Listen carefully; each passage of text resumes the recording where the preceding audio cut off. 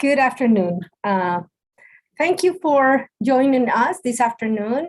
We are live streaming, so if you're watching this recording, we thank you for finding us and hope the information is useful. We're going to be talking this afternoon about the possible immigration reform or what is being talked about it and what to do in the event it goes through. The Build Back, my name is Angela Lopez. I'm with Cowles Thompson. I'm an immigration attorney. We practice employment-based and business, and with me is attorney Alonzo. Good afternoon. I'm also a shareholder here with the immigration group with Cowles Thompson. Great.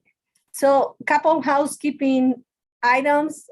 If you have questions, please type them in the chat or Q&A boxes. If you scroll down to the right corner of your screen, you're going to see 3 dots. And if you open, or you're going to see a small little box that says chat or Q&A, then you'll be able to type your question. You can do it, and we'll try to answer your questions as we move through this presentation. As I said, well, we're going to be talking about Build Back Better, the immigration reform, the Build Back Better Act, implemented, or that is presented or introduced by President Biden. The part is part of the social infrastructure or budget bill, and they are trying to implement or include all these, a lot of other items, including immigration. If it goes through, then it will be the most extensive immigration reform package in 35 years. For those of you who might remember, the last time an immigration reform packet was passed was when President Reagan was in the White House. Then in 2004, there was an attempt to pass another immigration reform under President George Bush, but it didn't go through. And finally, in 2013, there was another attempt, and it didn't go through. So we've been dangling this thing around for some time now. What is it? So the BBBA Act was presented to the House, and the House passed the bill on November 19th. Since then, it went on to the Senate, where they now are looking at the provisions and deciding and debating, and we're going to hear about it for the next few weeks, and then probably, hopefully, something will come out of this. What happened at the Senate is, yes, senators are reviewing, the Democrats senators are doing their own review, the Republican senators are doing their own, but at the end of the day, there's a person in charge of making sure that the different provisions in the bill meet the budgetary rules of the Senate. And the name of this person, or the entity, or the charge, is the parliamentarian of the United States Senate. And her name is Elizabeth McDonough. She was appointed in 2012. She's still there. And actually was appointed by then Senator Harry Reid, which is a Democrat. So right there, we think that because she is appointed by him, might be looking at things in a favorable light. The role of this person is to make sure, as I mentioned before, that the provisions, all the provisions in the bill, that includes the immigration provisions, are not in contradiction with the budgetary provisions. In other words, she's going to be looking at what if the immigration provisions outweigh the benefits of the entire policy. Well, then she's going to say no, because it might be too expensive, and it will be, the policy itself is going to be too big to change compared to the budgetary considerations or benefits. So that's kind of her job. What are we looking at here is, now we've learned since November 19 that the parliamentarian has looked at 3 different plans. Now we are on Plan C. She already looked at Plan A, and Plan A was the one that had all the provisions related to green cards for everybody, or for most people, or for those who qualified. Well, that plan was too big, too expensive, it didn't, and outweighed the policy. The policy changes were bigger than the budgetary measures that were allowed. So that was rejected. Then she looked at plans B, which was to change the reentry or the entry date, the registration date. For those of you who are not familiar with the registration there is a provision in immigration and the regulations that provide that if a person came to the United States before a specific date, and I don't remember exactly the date, but in 1972, okay, then if the person was present in the United States by that or on that day, they could just submit documentation to become green card holders without, well, obviously, with all the other requisites or requirements met, they could apply without being sponsored by anybody or doing anything additional. Just, I was here on this specific day back in 1972, so give me my green card. We don't see any of those anymore. It's been a long time since I've done a registry case. Exactly. Well, it's 1972. Whoever qualified has already applied. And 1972, how old would the person be? About 60? Oh, long. I don't know. I don't even know. So they'd be well over their 50s. Over their 50s. Exactly. So we don't see any of those. So in the plan B, the idea was to move the date to the 80s or 90s or some other day closer to our times to allow those who were present here back then to register, meaning getting the green card. So that was also rejected because the number of individuals that were going to be able to obtain green cards through that plan were too many. Now we are on plan C. And plan C, that's what we're going to be talking about today. And is the one that is being debated, and who knows what is going to come through. But if the registration or if the plan C goes through, then after the Senate approves the BBB Act, then it will go back to the House for them to approve it and then to the president's desk. If this is to happen, then it's likely we'll see something in January. That's not going to happen before the end of this year. So there is where we are, plan C.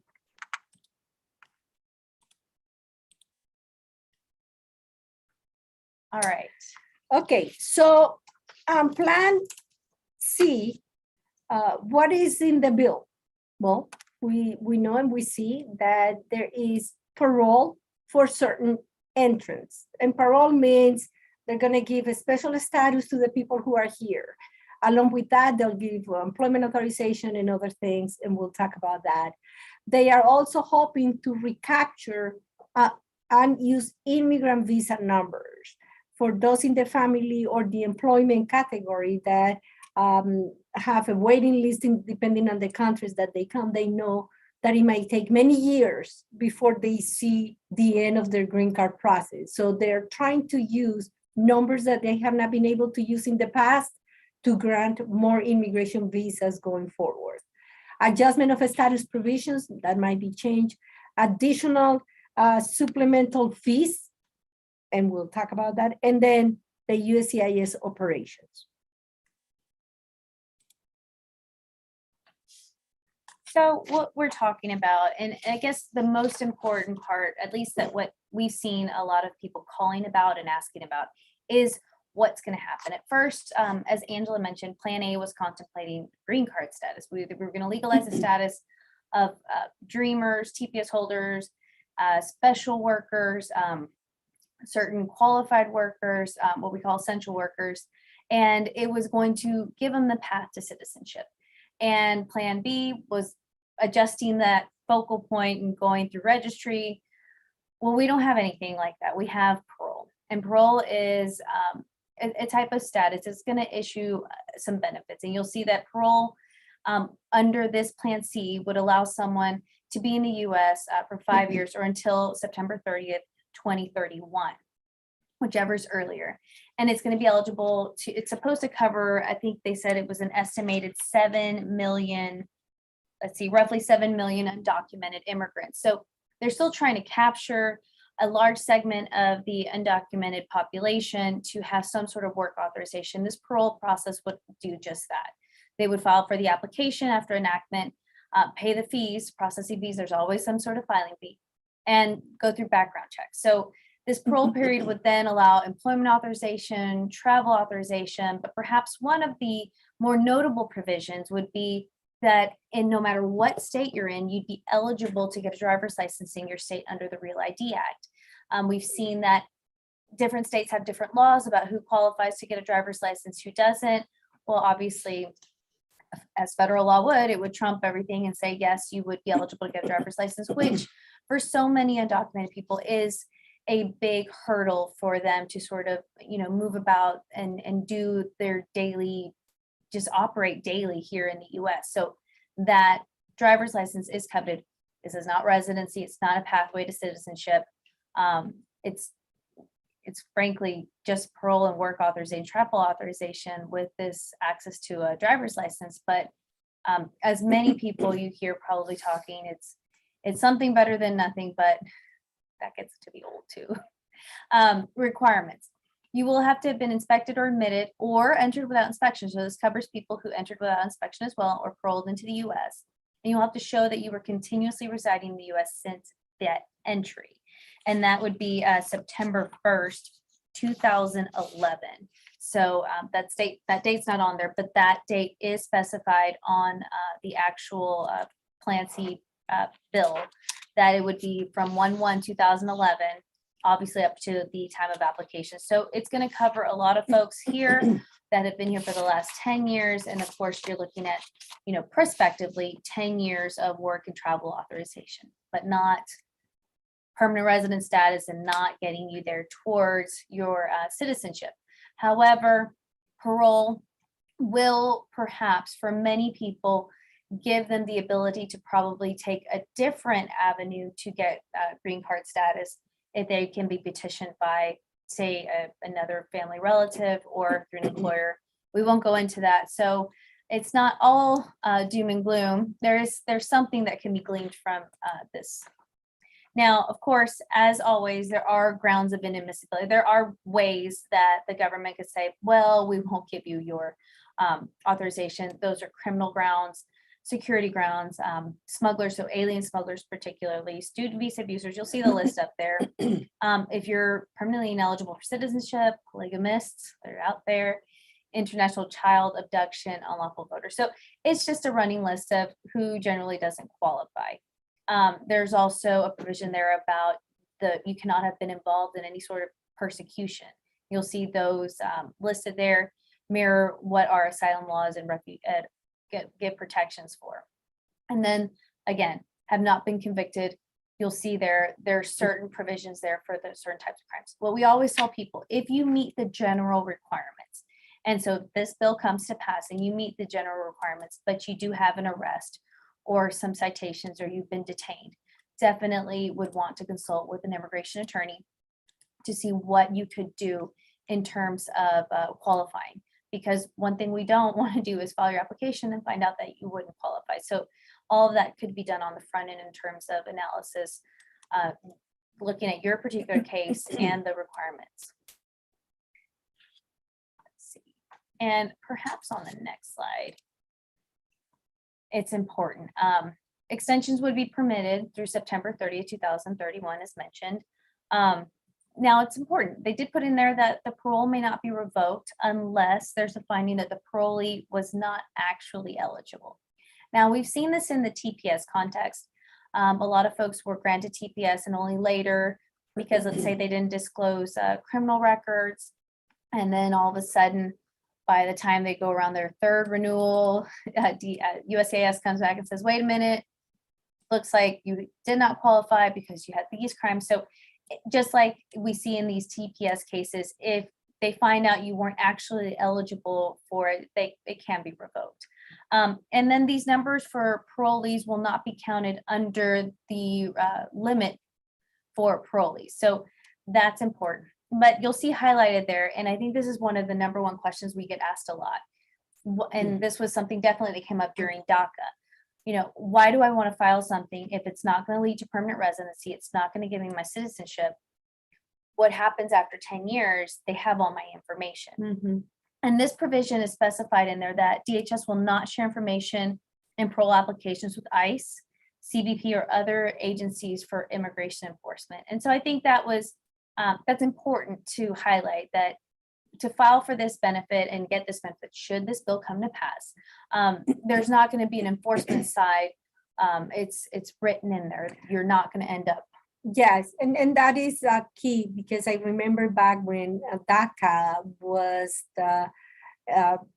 put into effect, many people at the beginning, they were afraid of filing.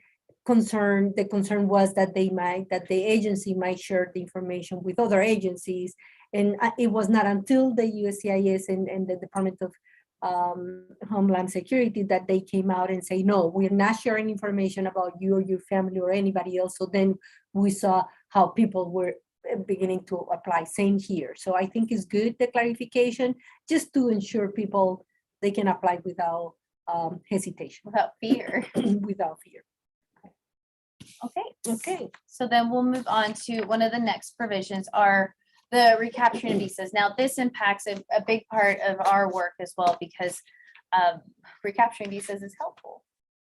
Okay, so recapturing visas, what are we talking about? I mentioned before, this is the one where every year the Department of Immigration has a set number of immigrant visas they can allocate to people applying for the benefit. So when in family-based, the numbers are specific, and I believe it is about 100,140 visas per year. So with this bill, what they're trying to do is to increase the number of family preferred visas available in a year basis to at least 226,000.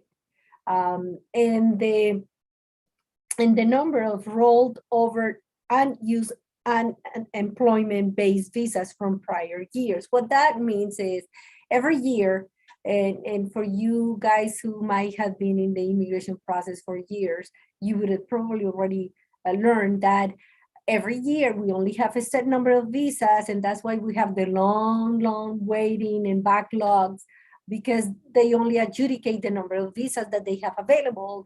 What happens is many times, because of many different factors, all of those visas are not used because people might not have the time to file. They decided not to use the visa that they were eligible for. So there are a number of visas that year after year go unused. And some of the numbers fluctuate from 200 to 300,000, and some visas that are out there available, but they're not being used because there are no provisions in the law that allows the agencies to use these unused numbers and give visas to people. So this is what they're trying to do with the unemployment visas and unused numbers, to bring them back so that they can adjudicate more green cards to reduce the backlog. The provisions begin, if this passes, okay, we will see the implementation of these different numbers beginning in 2022. The number of family-based immigrant visas should be the normally allocated, which right now is about 140,000, plus any number of visas that have not been used since 1992 through this year. And just think about it, 1992 to 2021, we're talking about thousands of slots that are going to become available that we might be able to use next year. So keep your fingers crossed on that front. Also, the number of unemployment-based immigrant visas should be the normal allocated numbers plus the number of unused employment-based immigrant from 1992 to 2021, same thing. So for family and for employment-based, beginning of 2022, if this bill passes, then we're going to start using the numbers that have been accumulated for over 20 years. So that's thousands and thousands, and definitely the backlog is going to be reduced by the numbers. Absolutely. So, and just kind of continue with that theme, we have unused diversity visas. So we saw, especially because of COVID, there were several executive orders that were put in place. Even before COVID, we had the Muslim ban and we had the presidential proclamation due to COVID. And so a lot of visa processing was delayed and frankly stopped as a result of these bans. And those visas are only available during the fiscal year. There's very specific times and parameters in which you have to file your application if you're selected under the diversity visa program. And just because of the reality of processing ceasing or being so severely delayed, people that did win the lottery did not end up getting their immigrant visa, and that was it, case closed, moving on. So, but one of the things that happens with the diversity visa, just for those who don't know, that's the lottery visa. That yes, really, there are so many countries in the world that can register, and if you're selected, you're up for an immigrant visa.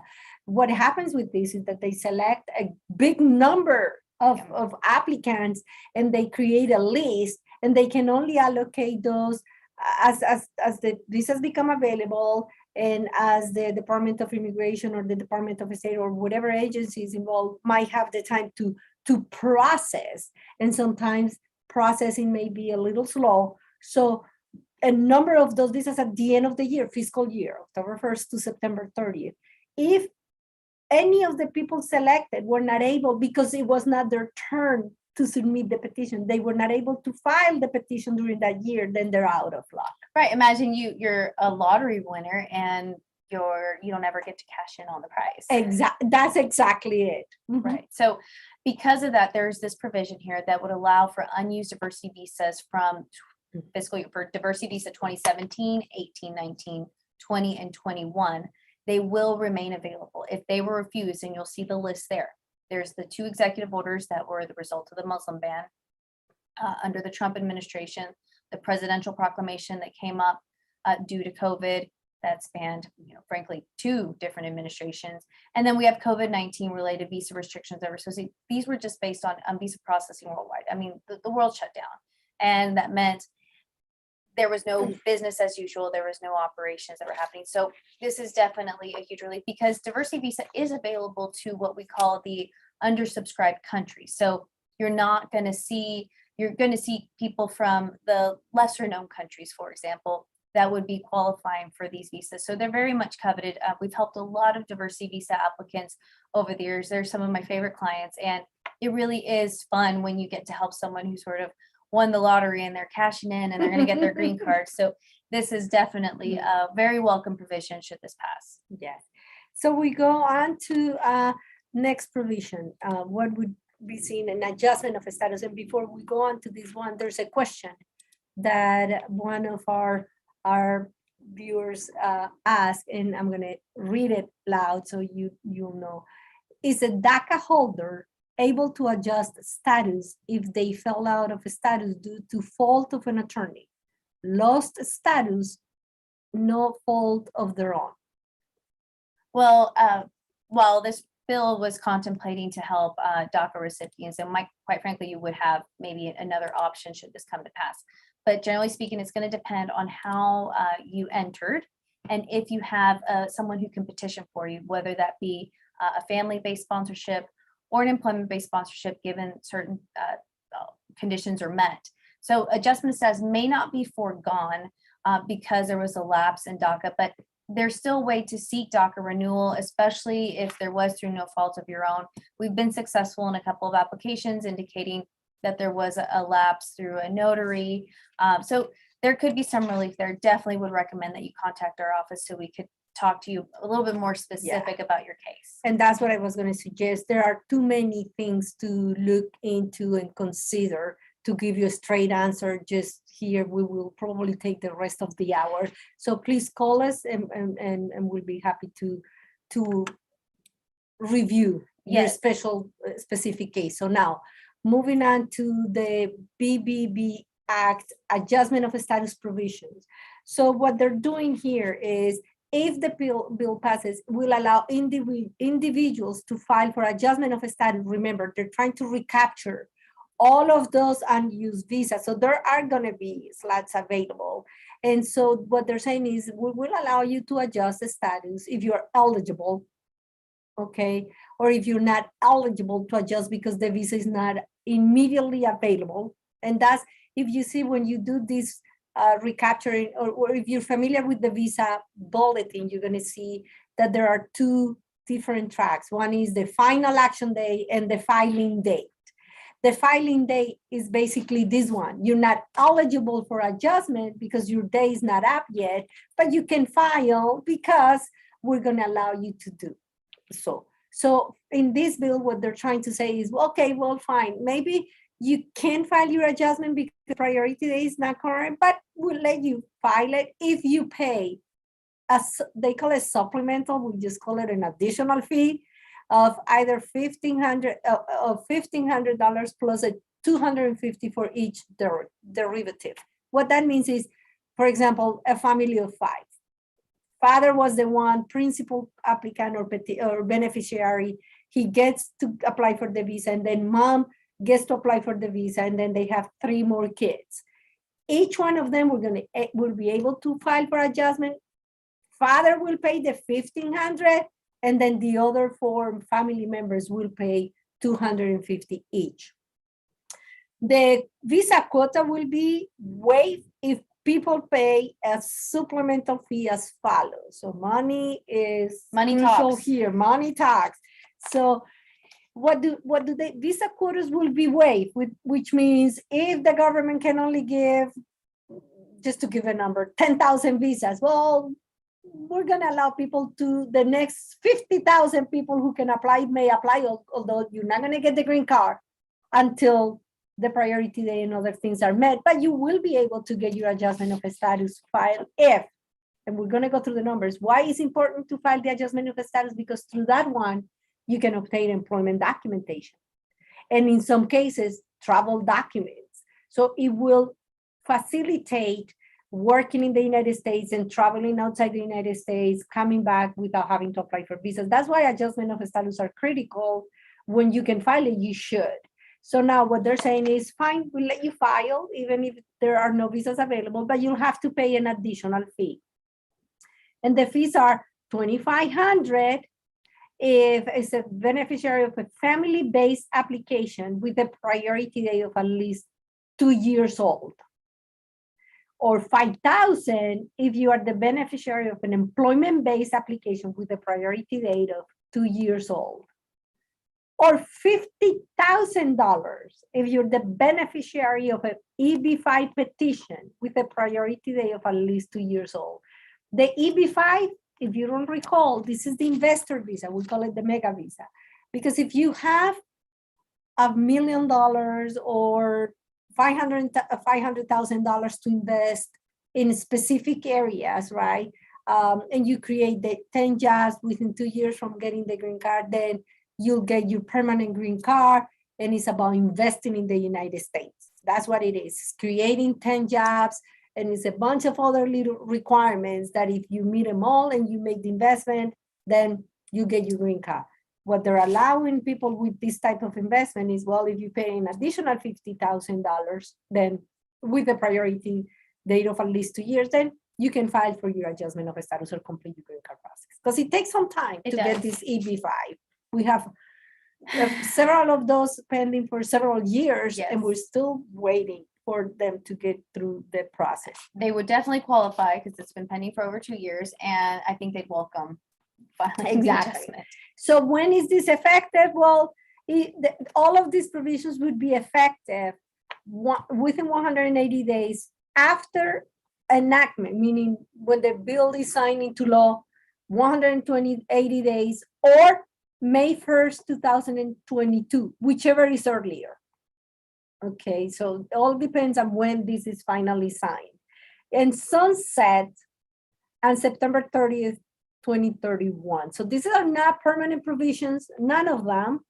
There are just provisions that will last only a few years And so people need to take advantage of that, because no one can guarantee that when these provisions or these legislation sunsets, that they will renew it or extend it. Usually they do it. We have programs that have been pilot programs like the EB-5 since 1990. However, recently there was a lapse in some of the programs because they didn't reauthorize it. So sunset means it will eventually stop. These benefits will eventually stop. There might be some exceptions, but then we'll need to understand what they might be after everything goes through. Exactly.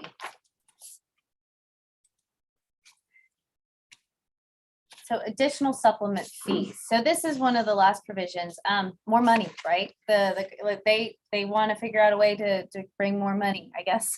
So the portion of the bill that talks about additional money, it's an additional fee. It's just an additional fee, but they're calling it's a tax, and it'll be implemented, and you'll see the whole list there.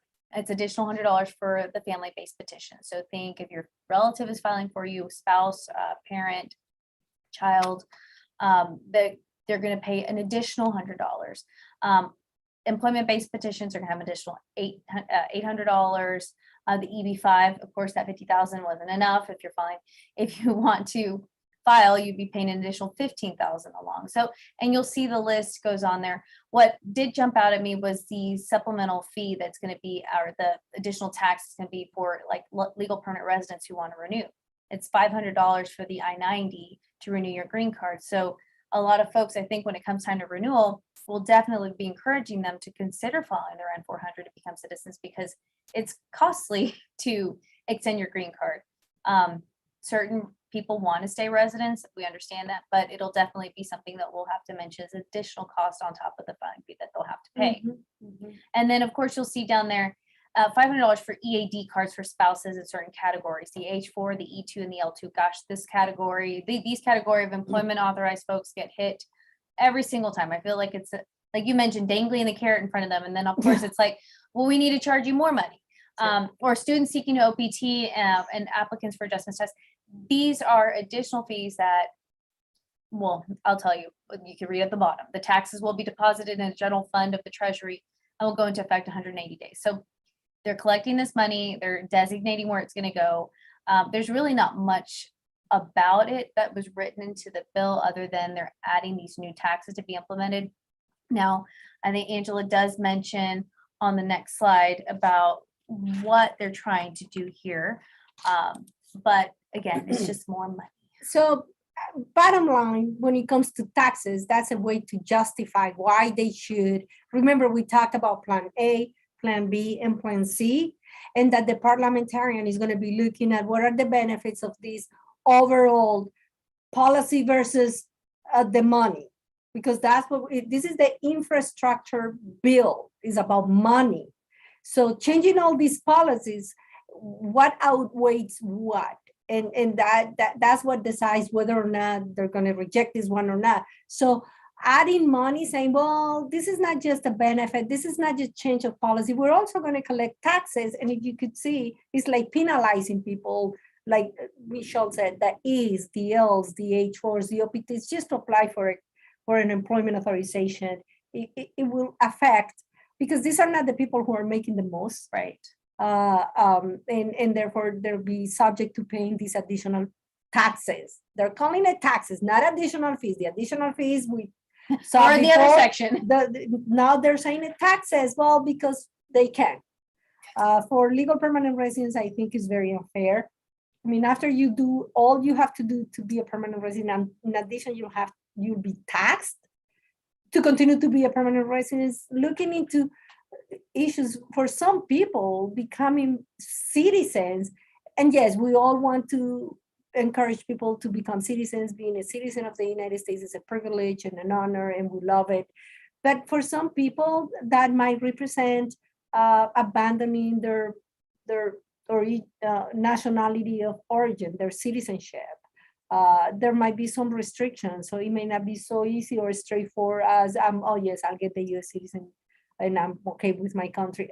There are many different rules around the world when it comes to citizenship that for some people citizenship might not be a straightforward option. Yep.